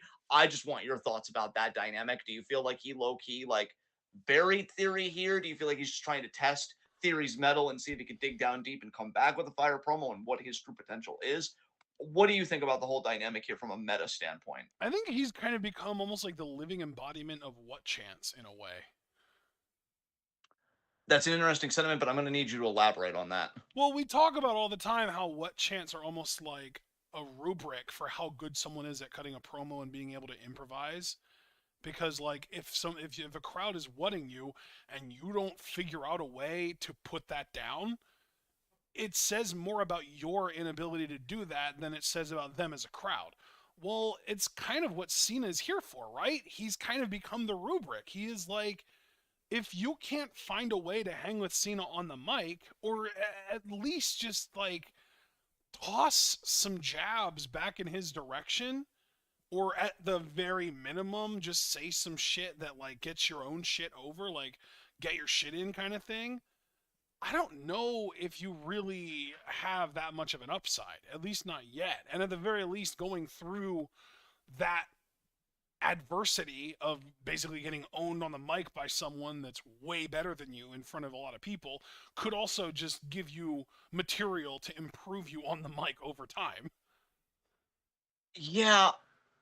First of all, I don't think you say anything wrong there. In fact, not only do you not say anything wrong, I think I'm in enthusiastic agreement. Also, though, for my own contribution, I might be a bit out of pocket here. Okay, how do I want to put this?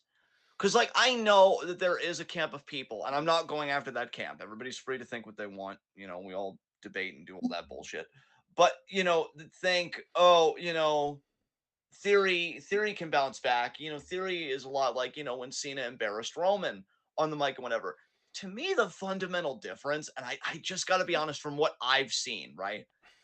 I think we knew that Roman had a sense of charisma and stuff back in NXT when it was like, and I used to quote it all the fucking time. It's irrelevant. It's Roman Reigns. Like, I still love that shit to this day. And that was in NXT. He got embarrassed by Cena on the mic, sure, but I almost have to wonder if it was more not that he had the charisma, but that Roman was still navigating being a top guy in such a way that people vehemently rejected.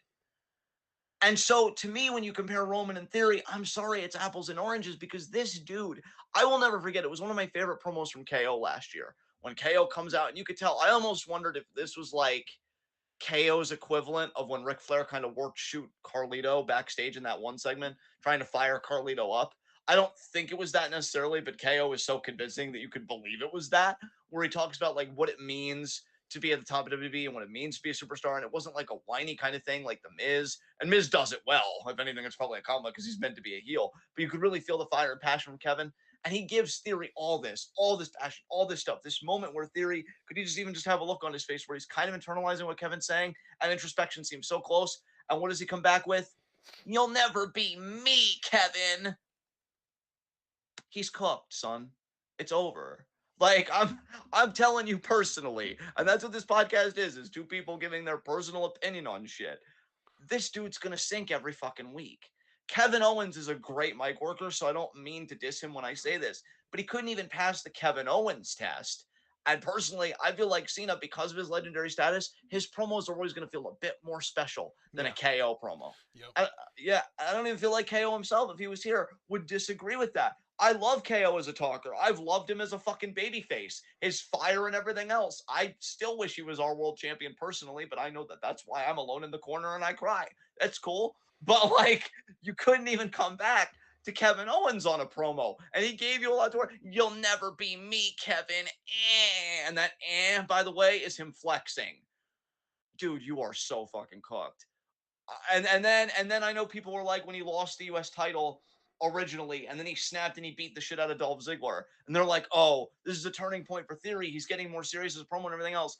And, you know, I couldn't help but think, dude, congrats. you beat up Dolph Ziggler. Like, that's not the achievement you think it is in 2022. Because I think that was still last year at this time. It's just, I don't want to say that the dude's a dud. I don't want to say that he'll never make it to the main event or he's never going to be like a worthwhile investment for the company. I don't want to be potentially hyperbolic or that acerbic or that critical. But focusing in this context on this feud at this time, he's not ready. I don't give a shit that it's your dream. I don't give a shit that Cena was your favorite. And I'll tell you something else. What I respect about Cena is he doesn't give a shit about it either.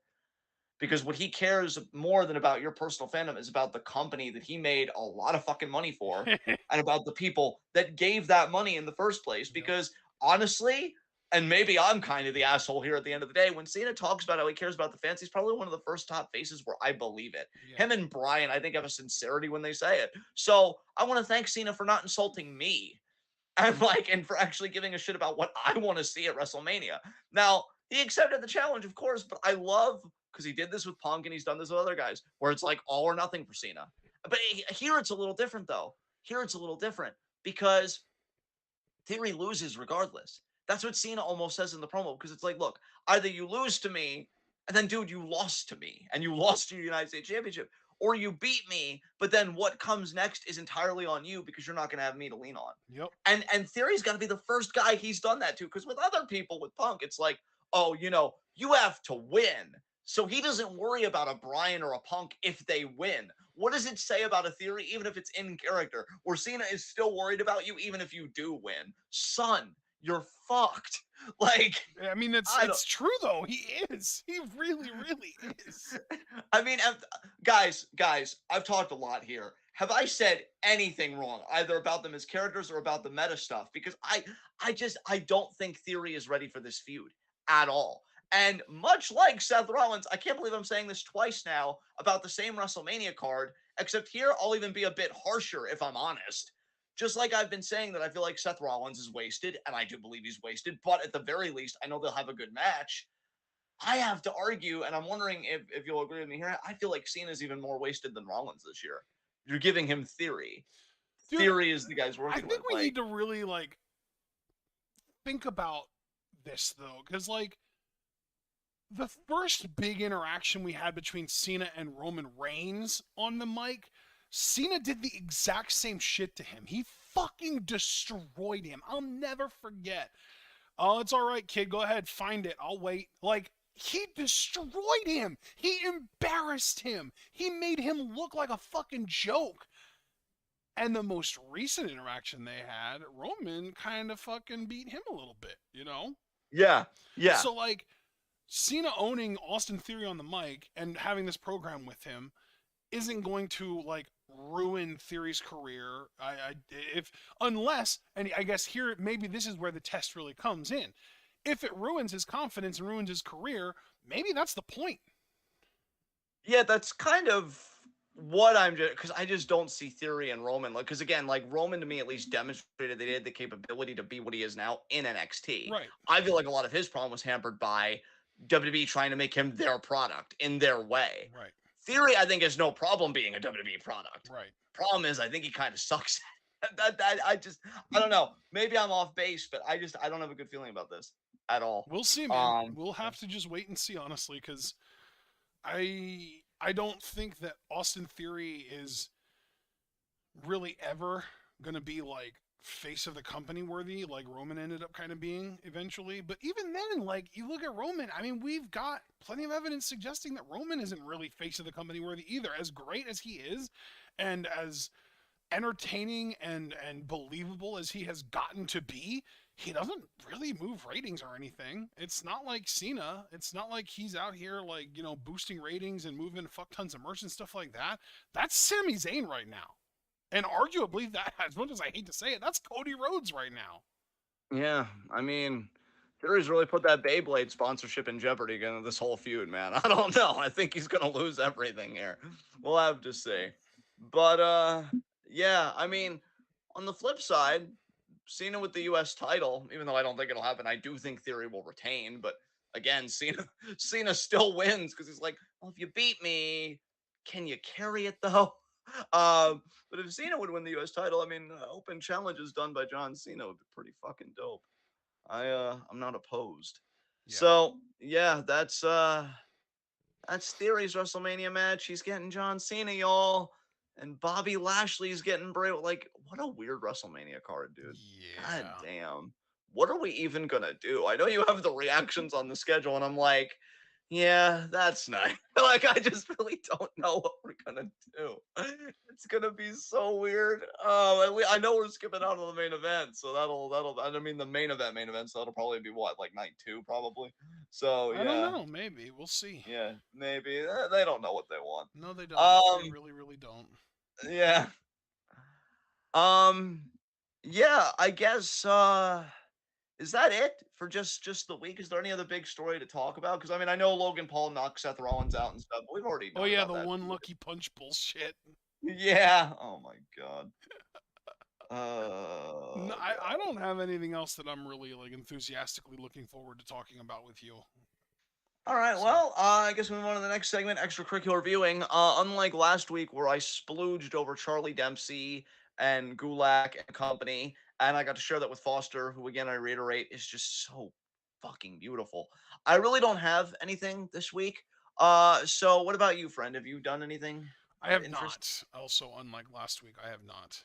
All right. Well, then I guess we're gonna open up the forum to questions, and I guess we'll even Woohoo! start with Edwin here because he got so excited he asked a question preemptively. He said, "Coyote said that she was Convenient. going to announce a partner.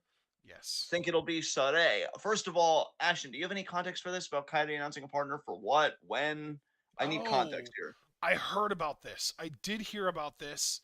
Let me pull it up actually so that I can provide some context here.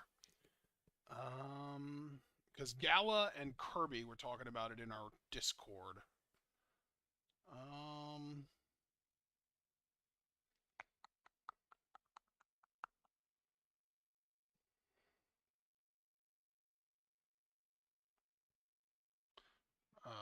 here we go. Oh, I thought I found it. Yeah. Here we go. Kylie says she will take part on All Star Grand Queendom on April 23rd at Yokohama Arena. She says she is bringing someone with her that will shake things up in Stardom.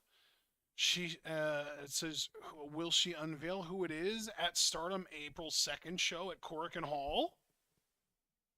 Ooh.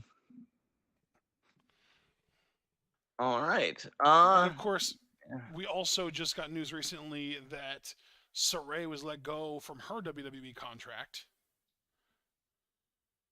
Yeah. Honestly, probably for the best. They really weren't using her, and I'd rather her be back in the Japanese scene, especially with how hot Stardom is. TJPW is heating up. Yeah, I think Sode can really be an asset to the Joshi scene right now. So I'm not too begrudged about that. Um, so yeah, I guess we'll have to see what happens there. Foster asked about thoughts on Sonata's new impact finisher. I put it in the Discord. Yeah, I saw that, Foster. I think it's great. I think it's a cool impact finish. I think it's believable.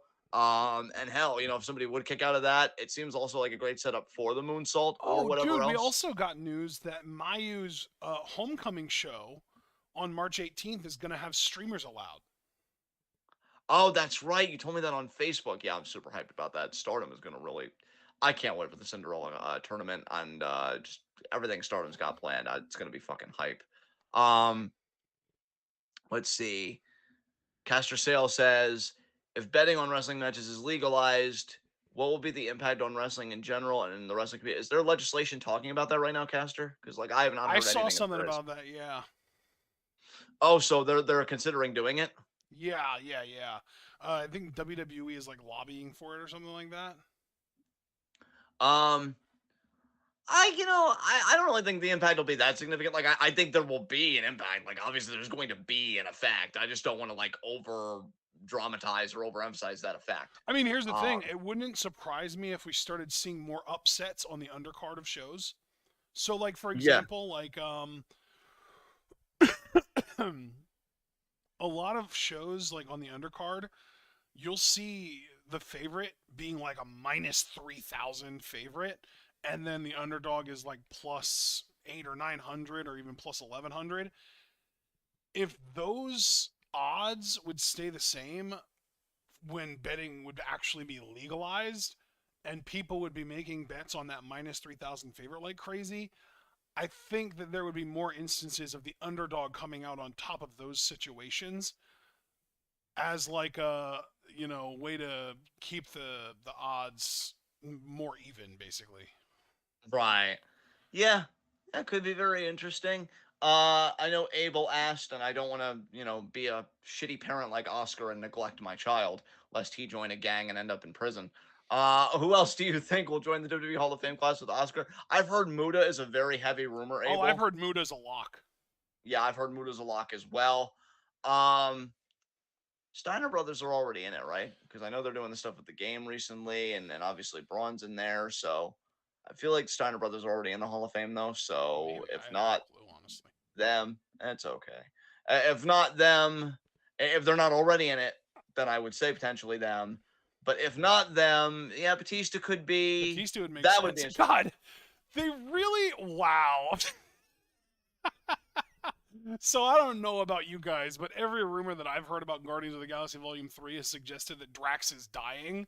So they really waited for his Marvel character to die to induct him in the Hall of Fame. Eddie as fuck. Jesus Uh, Christ. What the fuck, man? yeah, so Batista's another great guess. Any other questions, guys? They're like, oh shit. We didn't advertise the first Guardians movie, and now he's way too big for his britches. We gotta wait for him to come down a peg or two before we induct him. Yeah. Abel said Batista is supposed to be Ray's friend, so that would be sweet. What a callback. Wait, isn't Oh, it the other actually, way around? Isn't Ray supposed to be Batista's friend? Wasn't it Batista that was like, you're supposed to be my friend? Oscar's shitty at everything, so the victimized party has to shoulder the weight. Actually, Super Blue did ask, how do you feel about Team? Oh my God, Yoshi beating the A's on the anniversary show. Didn't see it. Don't care. Fuck New Japan. That's my 2 cents on that. So yeah, I'm glad Yoshihashi's prospering. That's not indicative of literally all of New Japan's problems whatsoever. Yoshi, it's weird. Or God, I literally just called Super Blue Yoshi, and I don't even feel bad for it because he loves Yoshi. That he's probably not even offended by the fact that I called him Yoshi. But no, yeah, Super Blue. I feel like it's really weird that you continuously support Yoshihashi while also being like an avid fan of the TWitWoW product, knowing that Yoshihashi being pushed at all is one of the contributing factors to us not wanting to cover New Japan. You'd think that like us hating something about the product would make you root against that too so that we could get back into the good graces of New Japan. But no, you're just full in on like, I mean, you guys can do what you want, but I love me some Yoshihashi. And I'm just like, wow, Yoshihashi, really? He's the one for you, huh? Like, really? That dude? Fucking God, I don't get it. I don't understand it. Oh my God, I'm spiraling. Okay. Are And you then Foster tilting? said, "Oh hell yeah!" And then Foster said, "Super Blue just completely undersells Goto being a part of this team. Goto rules." And then my son says, "I like Yoshitatsu." We'll talk, son. It's okay. I love you. Remember when Um, Yoshitatsu was trying to be Triple H there for a while? God, that's part of the reason why I kind of was like, ooh, That was like one of the last entertaining things I remember about New Japan. Super Blue, why would you just want to be a part of Bullet Club when David is in charge? I don't know, man. Maybe they reconciled. Maybe New Japan's on that No, shit no, where no, no. From what I understood, Juice left Japan because he didn't want to be in the same fucking country as David Finlay. kind of based. I'm not gonna lie to you. I'm saying Juice is great. I love that man. Imagine when you hate someone so much, you're like, nah, I'm leaving the country just to get away. Damn. Caster Sales, do you Yes, think that's Gunther? based as fuck. Yeah, yeah, dude, I'm saying. Caster Sales, do you think Gunther will face Drew and Sheamus at Mania, or there will be a victor in next match? I still think triple threat, Yep. Caster. I wanted Sheamus Gunther one-on-one, but the moment Drew started getting involved, I'm like, no, triple threat. And I still think Sheamus might win, but it'll be in a way to protect Gunther and still be huge for Sheamus because I feel like between him and Drew kind of has his number. So it'd be actually pretty huge for Sheamus to get the pin off Drew, even though, God, Drew really is a victim of circumstance, man, because that man didn't do anything wrong, and he still hasn't won a world title in front of a fucking crowd. Now it's just like, well, I'm sorry. Like, for all the scumbagginess and stuff I do, anytime that I feel like I'm screwing Drew over, I really do feel the need to be like, I'm sorry. Like, it's not you. It's just circumstances, you know. But yeah, Castro, I'm still fully expecting triple threat match. Javaris, remember when Yoshitatsu kept calling himself Bullet Club Hunter and it went nowhere? Yeah, it was great to laugh at him. Foster, didn't Hikuleo leave Bullet Club for a similar reason with someone? How does this actually keep getting people who legit hate each other? I don't know, dude. Wait, Hikuleo left Bullet Club? I thought Hikuleo was in the Bullet Club when he beat Jay White to get Jay White forced to leave Japan. What? Yeah, Hikuleo may be like, I'm not Bullet Club, you're not Bullet Club. Or I guess for him it would be, I'm not Bullet Club, you're just not Bullet Club. I don't know what's happening. Yeah, God, man, Drew just keeps getting towed. Man, professional wrestling. What are you doing, baby? Is such absolute garbage.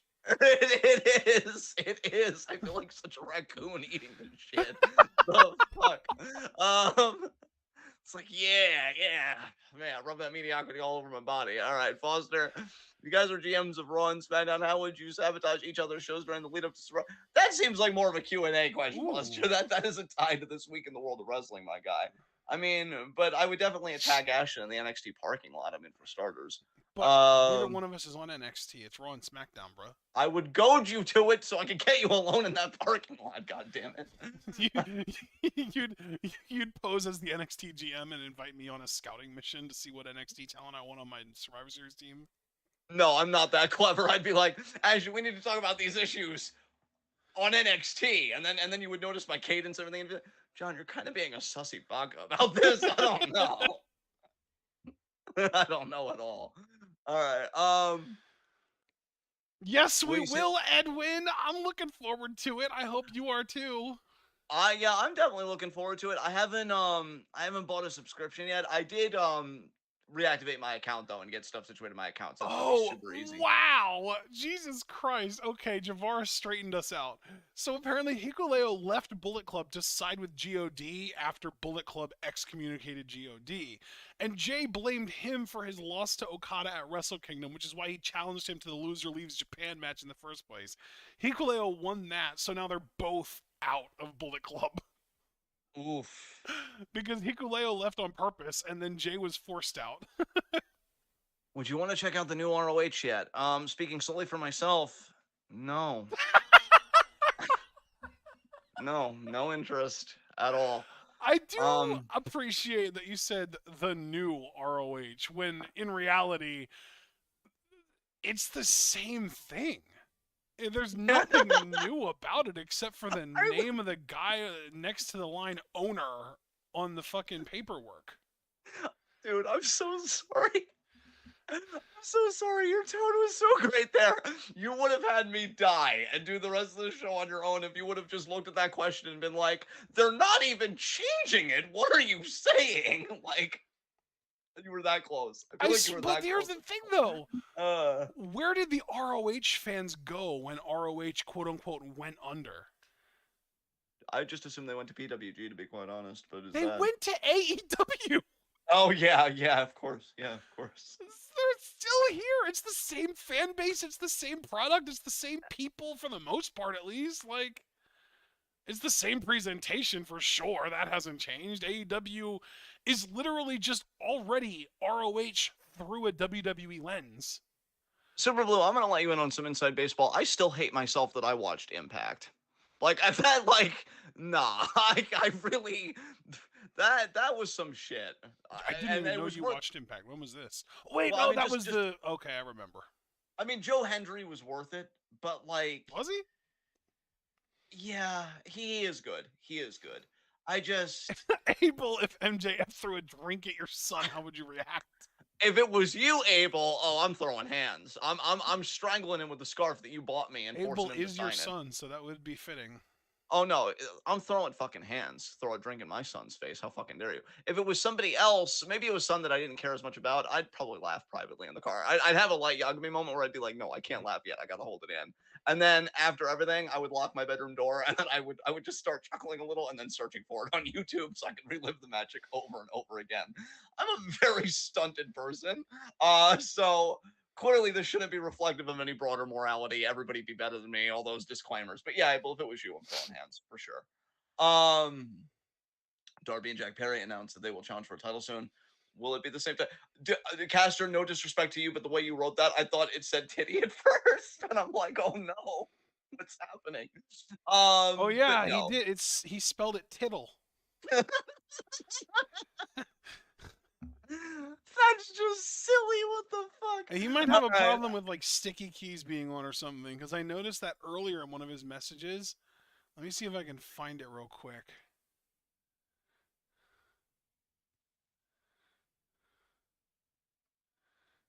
Nope, I couldn't find it. Oh well.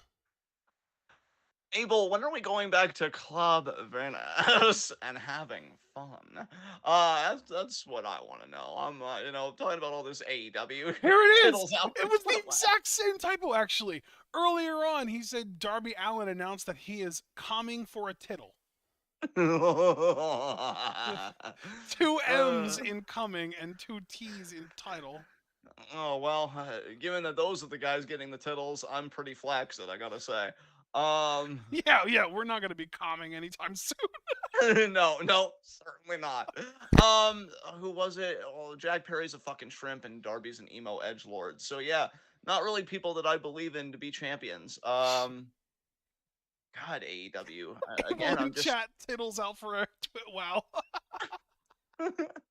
Remember amazing. TitWoW? Yeah. Oh God, I'm in the perfect mood for this shit Holy today. shit. So any other questions, Oh my everyone? god. Super Blue said, John, I'm so sorry you watched Impact. Me Meanwhile, this too. dude watches New Japan all the time. What? No, I get it. I actually appreciate his condolences, honestly, because it it was disgusting. Bully Ray still gets. By the way, actually, I Oh. guess you could say there was some extracurricular stuff. I watched some like Chris Van Vliet. He did Oh. interviews with like Santino and Bully Ray. Now I like Chris as an Oh. interviewer, but like my God, Bully I Ray. don't. Precisely for the reason you just described. He platforms pieces of shit constantly. That is a fair point. I'll never forget Uh this motherfucker gave JD from New York a platform. Like, what the fuck? oh, I And didn't like even made know an that. effort to But make him seem sympathetic. Like, Jesus fucking Christ. ew. Yeah, Bully Ray though. Want to talk about one of the biggest marks of themselves in the industry? Jesus Christ. Wow, those were good times. Alexa, play "Leave the Memories Alone." Abel, you need to rein it in right now. I need to be coherent to God, the finish. leave the memories alone. What, like, wow. I I just just can't. because just because I'm in a weird mood and there's no way that I'm gonna be meaning the consequences of my actions whatsoever. I really want to beat the shit out of Ric Flair. I'm sorry, like mentioning that song made me think of Ric Flair's retirement. Everything that's coming out of this dude's mouth is just so angry and defensive. And like I just saw him go after Dutch Mantel. Now I'm not a Dutch Mantel kiss ass by any means. I actually did kind of like the Zeb Coulter, character, that whole thing, because there was always a comedic edge to him, I feel like. But like I don't know. Flair was just like, oh, thank goodness. What was he saying in the tweet? Thank goodness you used the word veteran because you've never been a legend. You were just riding my coattails. I just made you more famous just by tweeting. Woo! He literally tweeted out like the woo. And I'm like, dude, you are so What fucking a sad. What fucking the fuck? tool. Like, what is happening to you, dude? You're literally spiraling in real time. Yeah, I want to smack Ric Flair. Yeah, just open palms. Uh, God. I just have to comment on this. Leave the memories alone. I don't know anything about the band Fuel's members at all as far as who they are as people, but the fact that Brett Scallions lost the band and they thought that Torn Green was like a viable replacement, holy shit, that was a misjudgment. oh man. Yeah, I have no comment on that. And honestly, I'm not topping that. So Any other questions before we do high spots and low shots? Because from Apparently, the sounds of Scallions things, actually went back to Fuel in 2010, so I might have to check out some of their more recent stuff. oh, interesting. All right. Um. So yeah, any other questions before we do high spots and low shots?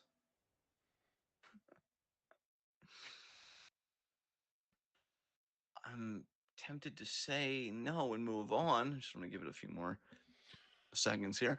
I've had fun today, though. This has been nice. I've laughed a lot. That's great. Yeah, those are the best ones. Yeah. All right. I'm gonna say that we can move on to high spots and low shots. So you know what? Because I love everyone here, and also because at times, and I would hope so, because I identify as a communist, I love to share. That I'm gonna let you give the low shot first, bud. Who's your low shot this week? Whoa, it's Sami Zayn. Oh, wow, that's so sad for him. Damn, yeah, I can see why though. Jey Uso, Jey Uso betrayed him after he acknowledged Jey Uso. I know. Damn. Honorable mention, Um, though, for sure. Honorable mention's got to go to Ruby Soho because she was the one that ate the pin on Sunday and then turned heel and then basically just told everyone that she turned heel because they didn't love her enough. there you go. And All now right. she's running with Tony and Soraya, and that's like, ugh, God, you're so much better than this. I know. I Like, to the know. point that, like, on Rampage last night, she participated in the spray painting of the L on Riho, Aw. which hopefully leads to Riho joining up with Britt and Jamie and Willow. You know, Yeah, I would like that. yeah. I would like that. So honorary low shot Wardlow, because I am so sorry, my guy. Um, actual low shot though, I mean, just going by kayfabe and everything, which we try and do. Brian Danielson. Yep, that's the call. That's Uh, why I didn't make him an honorary one because I knew you'd have it. yeah, you can always count on me to nibble on that low hanging fruit. So who's your high spot? My high spot is going to be. Oh, God. I just didn't like anyone this week. Fuck. Aaron's like, oh man, I just realized you're all terrible. They are, though. Oh. You know what? You went low hanging fruit. I'm going to do the same thing. My high spot's Jamie Hayter for retaining the title in a situation that was really ride or die for me. Hell yeah, my guy. Hell yeah. All right. High spot for me. You know what? I'm gonna say it because Alex I'm just like, Foster, his honorary high spot was Tony D for winning the best match on NXT this week. I love though that like even for Alex, nobody really had that great of a week. He just picked the guy that won the match that he liked the most on the show that he liked the most. Like there was no like, oh man, this person had an amazing week. It was just like, God, I guess I like this show and I like this match, and this guy won that match, so I'll give it to him, I guess. That's what it is. It's just not a good week. I love you, Foster. Literally no notes ever. High spot for me. God damn it, I can't just make it Utami because that makes no sense. But she should be the high spot every day in everyone's hearts. I mean, it's not even really an opinion, honestly. Um, you know what? Just because I'm in that weird mood and I'm very clearly turned up more than I should be, I'm going to say John Cena because I enjoy when people that I don't like and whose faces I find personally repulsive get That's a emasculated. great pick, actually. I love that for you. I mean, not only did he win psychological warfare on night one against Austin Theory, and by that I mean the context of the feud. Yes. Um, he's got a set match at WrestleMania, and it's a championship match, no less. Like this dude has reached such status that anytime he wants a championship match, he just gets it. And then when he gets on the mic to talk about it, you kind of realize, well, he low key deserves this. So yeah, John Cena is my high spot this week. Recognize. Remember that? Yeah, I remember it. that's good. Yeah. Yeah, yeah, yeah. Yeah.